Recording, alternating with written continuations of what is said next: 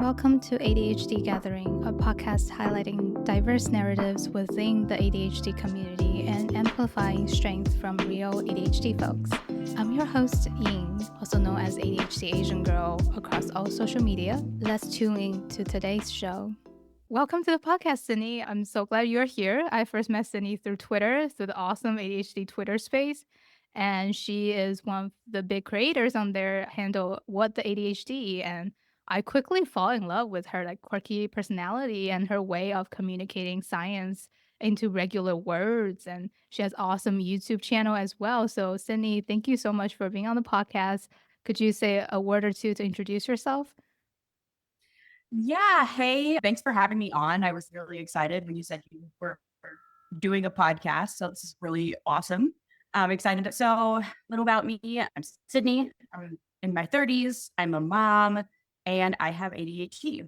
I've just been really trying to create a space online for ADHD communities to learn about themselves. My main goal has always been to help other people feel less alone. I remember feeling like I was so alone before and I was so different. I don't want people to feel like that. I want them to be like, hey, there's other people out there like me. This is why my brain's doing that thing. Just like accessible education is really big for me. So that's my main goal with everything that I do. And I'm also really sarcastic. So I throw in some humor when I can too. But yeah, that's my approach, I guess. Yes, I love the idea you talked about the accessible education. That's definitely something I picked up from you. I noticed you're probably the first person that planted the idea when I refer to my brain. I would say, like, my ADHD brain does this, and it gives a healthy level of separation between me and my ADHD brain and understanding myself that way.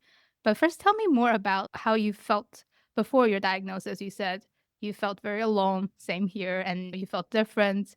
So how did you first notice that you could have ADHD, and what was your diagnosis journey look like?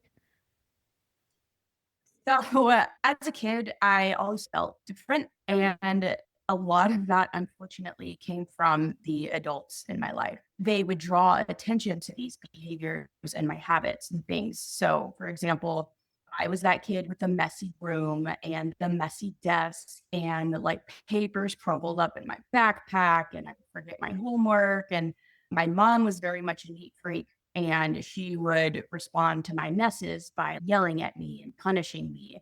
And at school, I would pull my card a lot. And for those that don't know, pulling your card, like it starts with a green card. And then if you get a warning, you have to pull the green card and then it's a yellow card. And then if you pull the yellow card, it's an orange and then there's red and then black.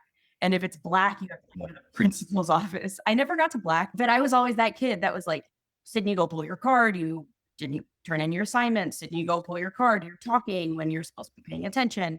I wasn't that intuitive at 7, 8 years old, but I noticed that other kids weren't getting in trouble. But I also thought at the same time, at home, maybe other kids do get yelled at that much by their parents. Maybe they do get criticized a lot by their parents. That kind of just continued on through childhood. And it was also really hard when I was a teenager. And finally, I became an adult, dropped out of college. The first time I went to college, got married, and still undiagnosed at this point, had a child, still undiagnosed at this point. And then it all came crashing down when I had a panic attack when I was studying for a cell and molecular biology exam the semester before I graduated with my bachelor's. I just remember I was sitting there studying for it. I just started breathing really fast and I started crying, even though I didn't feel sad. I was so confused. I'm like, what is going on with me right now? So I took my exam first and then I scheduled my appointment. And I was actually really lucky. I've heard a lot of people, it takes them forever to get in. And I wasn't even necessarily looking for an G diagnosis either. I've become very acquainted with Google and WebMD, but I was trying to look things up. What is this? Anxiety came up. G came up with some things, and I was reading about it. G, and I'm like, wow, I do a lot of this, but that's not my main problem right now. And then that's pretty much exactly what the psychologist said when I went in for my appointment. I was about 25 years old, I think, at the time. And he was like, you have severe anxiety.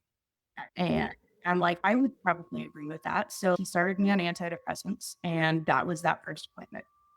I came back, I think, a couple weeks later so he could check how the medication was treating me. And I actually had noticed some difference. I told him that the panic attacks were actually a little more manageable. I felt a little more comfortable in public and crowds, but the issue of the focus was still there, like it always has been. Because I wasn't trying to play dumb when I was in here, but I also didn't want to go in and say, hey, I have this thing, diagnose me with this thing.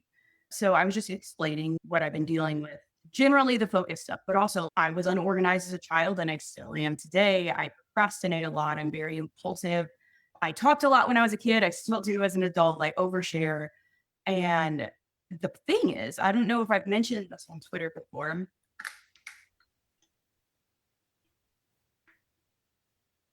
but the psychologist that I went to actually didn't believe in ADHD. When I was explaining all of this to him, he was like, sounds like you want to be diagnosed with she.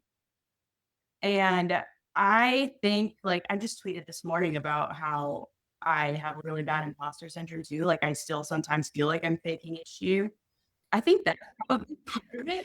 Being diagnosed by someone that was like, oh, so it sounds like you want to be diagnosed with ADHD. I'll diagnose you with ADHD. He wasn't like, oh, it sounds like you have this. You should take this questionnaire. And he did make me take a questionnaire, and it was very obvious I did. But I don't know. It felt to me like he thought I was just drug seeking. He was like, so what do you want? What do you want for your medication? And I'm like, seriously, this is what it is? Okay, I guess I'll try honor roll because that's what everyone else tries. And then that turned into a whole like medication titration thing. And now I'm at a good dose and everything. But that was initially my diagnosis. So I was first diagnosed with generalized anxiety and then came back a few weeks later and then diagnosed with G. Because he didn't believe in it, he diagnosed me with inattentive type. But now knowing what I know about it, I know that I am combined because while many women have 40% inattentive year, I'm really impulsive and hyperactive, and it's too much of that for it to be just inattentive for me. So that's my diagnosis story. Thank you so much for sharing your journey with me. It's just so sad for me that kids with ADHD oftentimes have situations that all the adults in their life are not seeing their strength and constantly Yeah. telling them, like, you're not performing to whatever societal standards are. And nobody told us why those societal standards were there to begin with. And nobody got our buy ins. It was just like, this is the good behavior. And if you don't do it this way, something is wrong with you. I think that's really hard for ADHD folks to accept because we want to have a say in the decision making. We want to question why the rules are there. We want to question, are they even good rules? Do we even agree to them? And as children, like we have very low power. So of course nobody's getting our buy-ins. And yeah, sorry that it took you to go through a panic attack and psychologists don't believe ADHD for you to get the help you need. I was also going to mention how, as a kid growing up, I also got a lot of the but statements on my report Yes. cards. Oof.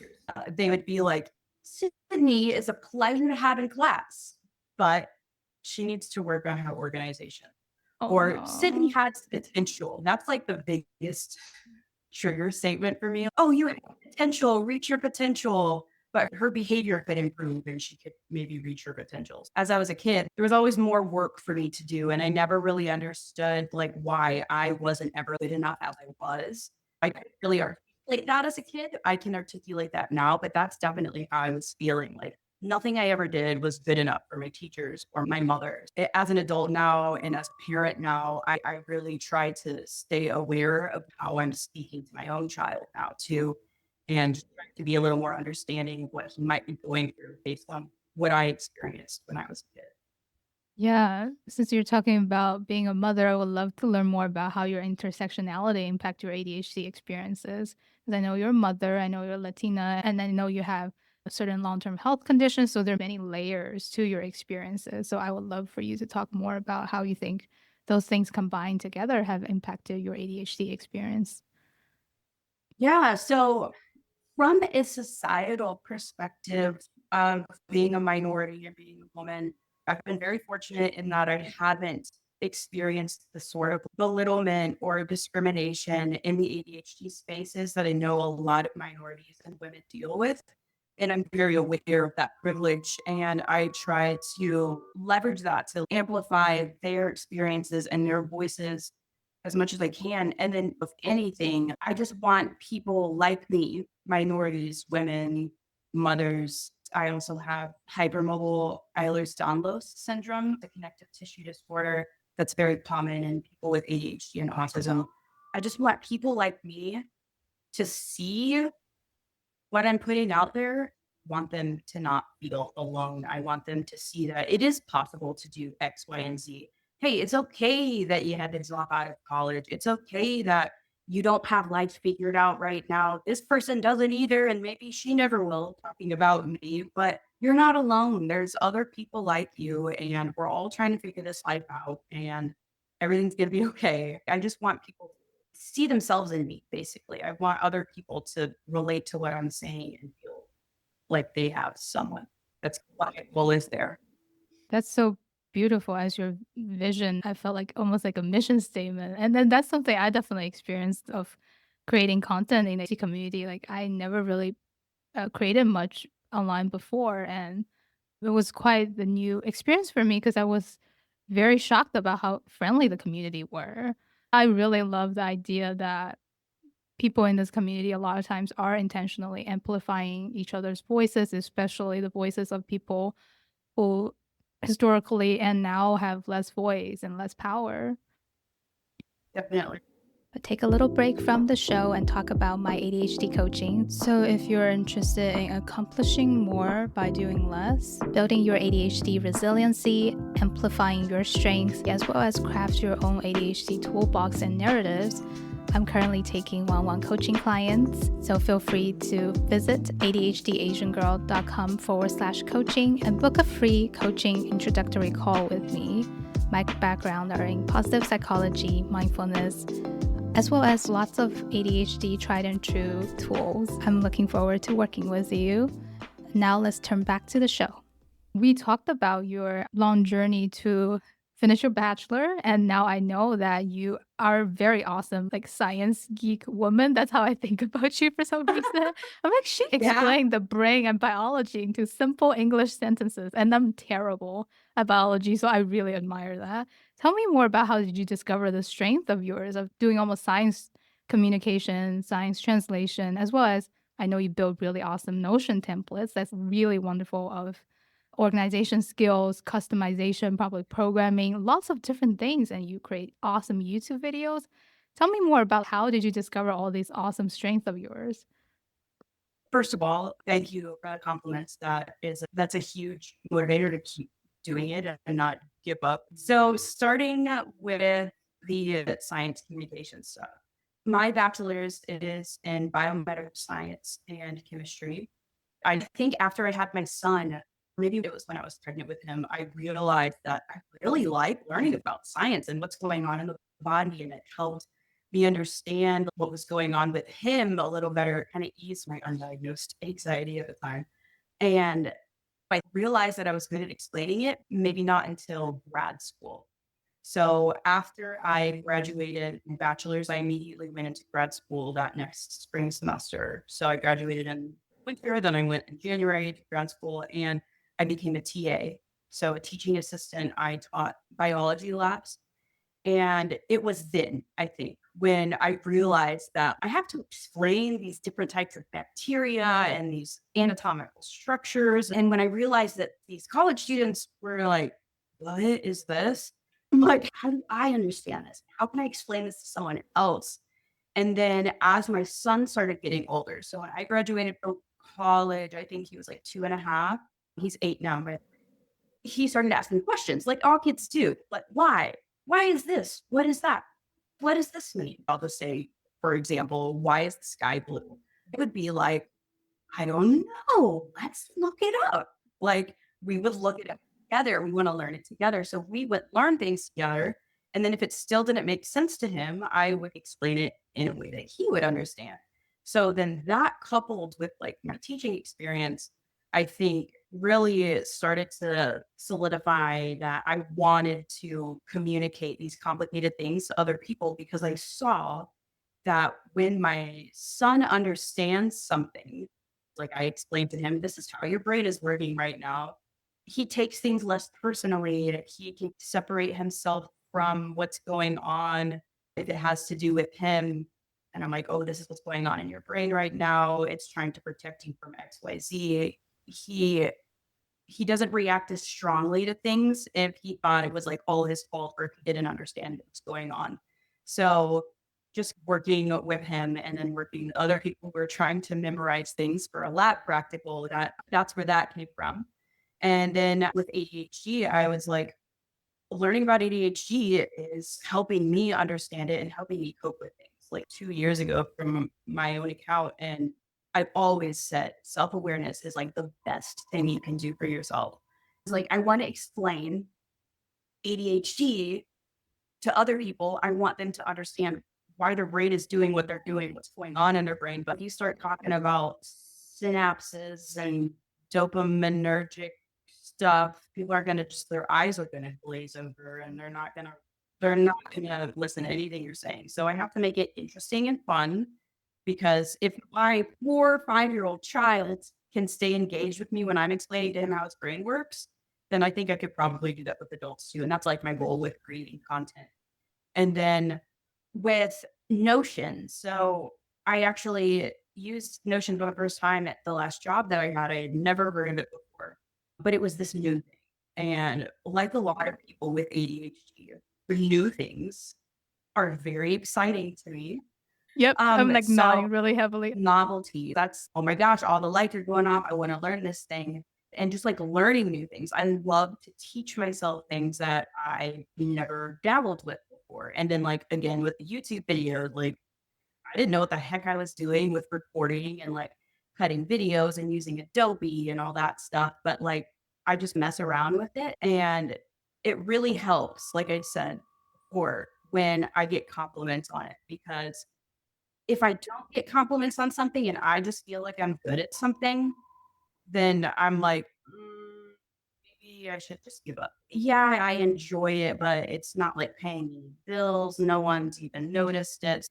I don't know, if you're listening to this and you have ADHD or you don't have ADHD and someone that does have ADHD, just compliment them on their new hobby that they're doing that they were doing a really good job at. If you see skill in someone, it costs $0 and it takes 2 seconds to just say, this is awesome. You're doing great. It sounds cheesy, but that little bit of encouragement can make all the difference between someone continuing on and making their YouTube channel or just completely giving up. I gave up for a couple of years. And when I went back and I looked at people's comments on my videos, I'm like, wow, people actually do like me. There's some mean people out there. There's some haters. The people that are nice, the people that compliment, that take 2 seconds to comment, like, this helped me. That's really what keeps me going. I love learning new things and I love doing new things, but getting positive feedback is huge for me and probably a lot of people with ADHD because there's that whole rejection sensitivity stuff that we deal with too.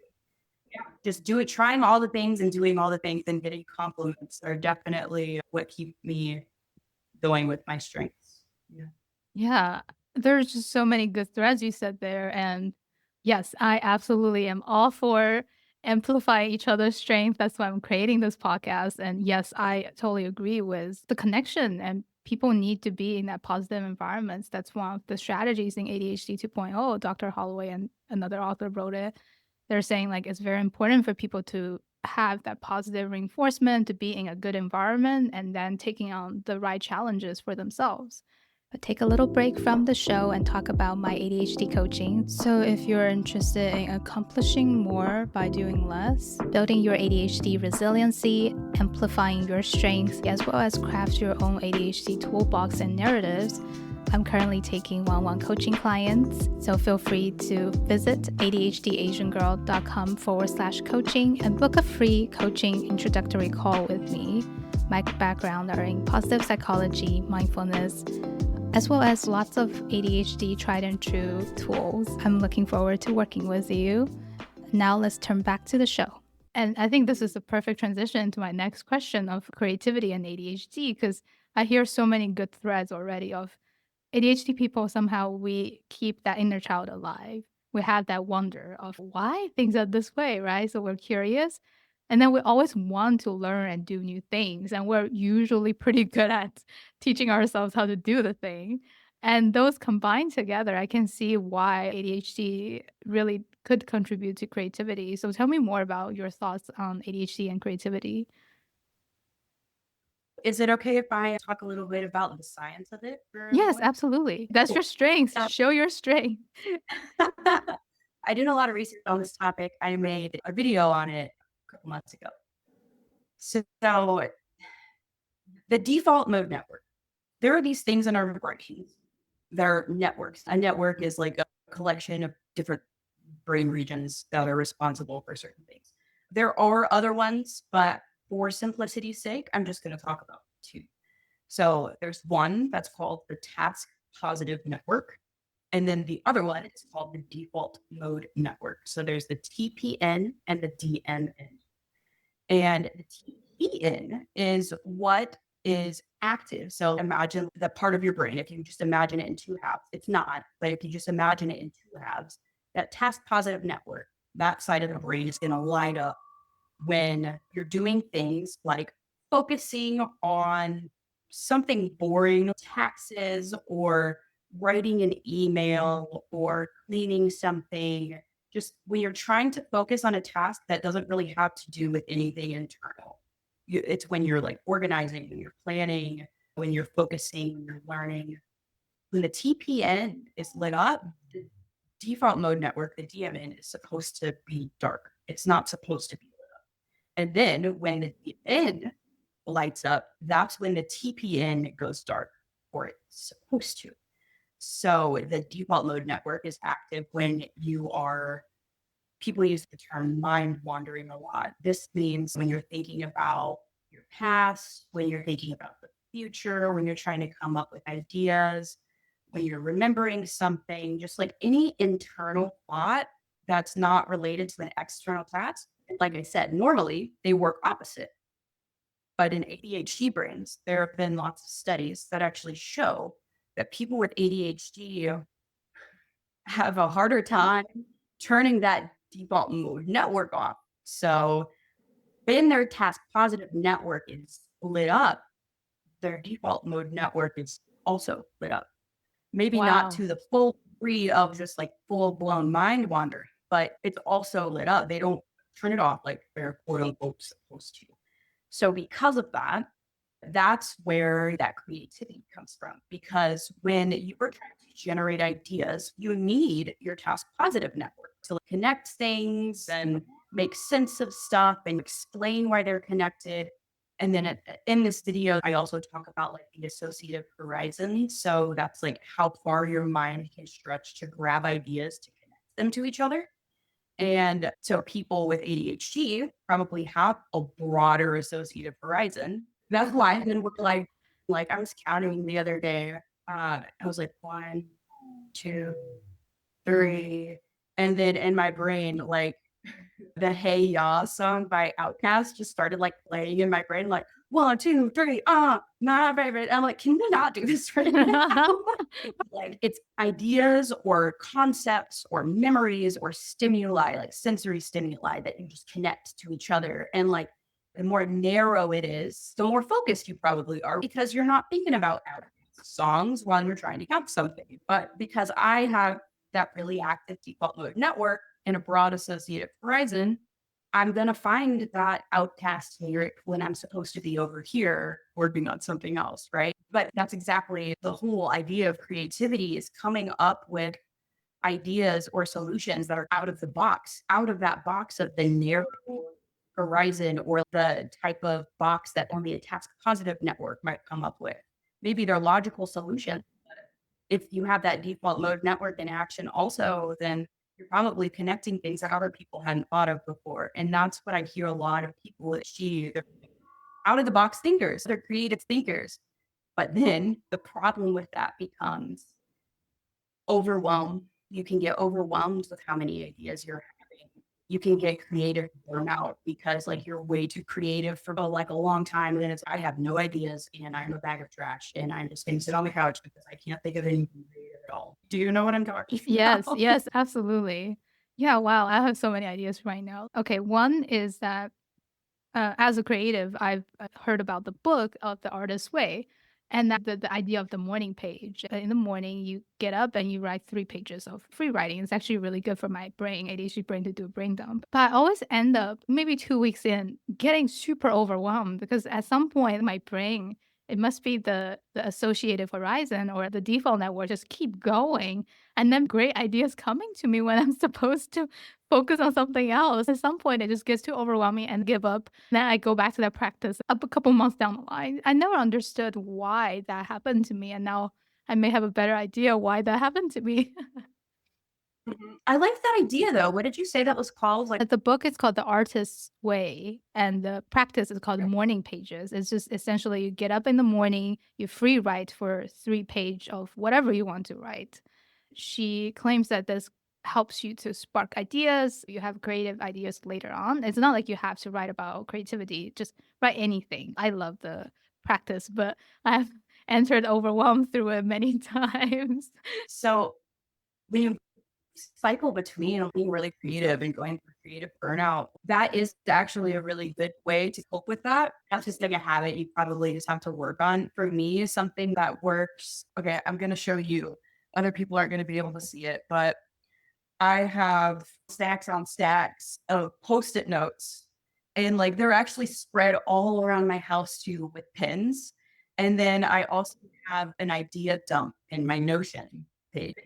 When I get ideas, it could be anything. It could be like, oh, I have an idea for a Notion template. I have a content idea. I have something I want to do with the living room, with the shelf. I am starting to recognize when these ideas are coming, like I'm starting to pay attention to, okay, am I at a capacity right now, or is right now a good time to even on this idea? Because I used to have an idea and then I would just chase it. Like, shoo, I'm going on this task I'm supposed to be focusing on, forget about it. And that's the important one. I'm focusing on this idea that I'm going to abandon later. So I've started writing them down on post-it notes and in my Notion page, and then I leave it.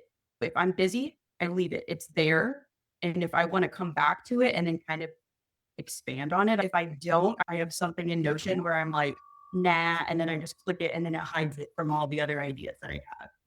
So just like I said, self-awareness, being aware of what you're doing and when you're doing it and if it's distracting you and writing things down, like your idea, you could do a whole session with it. It just really depends on what works best for you. Try out I, multiple ways. I love the idea of parking some ideas in some place and then we can revisit. And I love the idea of doing a session with certain ideas. That's where I usually have previously struggled with is I have all these notion dumps too, but I never revisit them. Like I never go back to them. Yeah, I sort it. So when I create the Notion thing, I should make a template like specifically for dumping your ideas for people. Uh, So I sort it by like most recently visited or most recently edited. So you can see what I have the most activity in. And then I just kind of scroll through them. I title them and then I look in them. Like they're not all going to be winners. It's an essential place where I can see all of them, you know? Yeah. I love the idea of sorting and going through a central place of the ideas. We're coming up at time. Are there any last words of encouragement or any ideas you would like to share with the ADHD community? I want other people to not be afraid of who they are and not, when I say other people, I mean other people with ADHD or autism and all the neurodivergent friends out there. You're different, but that's okay. That's what makes you. You have strengths, whether they were recognized in your past or not. They're there and you have value. And if you don't know what you're doing in life, same. It's okay. Like, we're going to make it and you're not alone. Love that. And if you want to learn why your ADHD brain is different, go watch Sydney's YouTube video and she will explain it for you. But Yeah. Thank you yeah. so much for being on the podcast. Yeah. Thank you so much for inviting. Thank you so much for listening to today's episode. If you enjoyed today's episode, please feel free to drop a comment and review on Apple Podcasts or Spotify Podcasts. or send me a DM on social media, or send me an email to ADHDAsianGirl@gmail.com. Sending lots of love to you, and have a good day.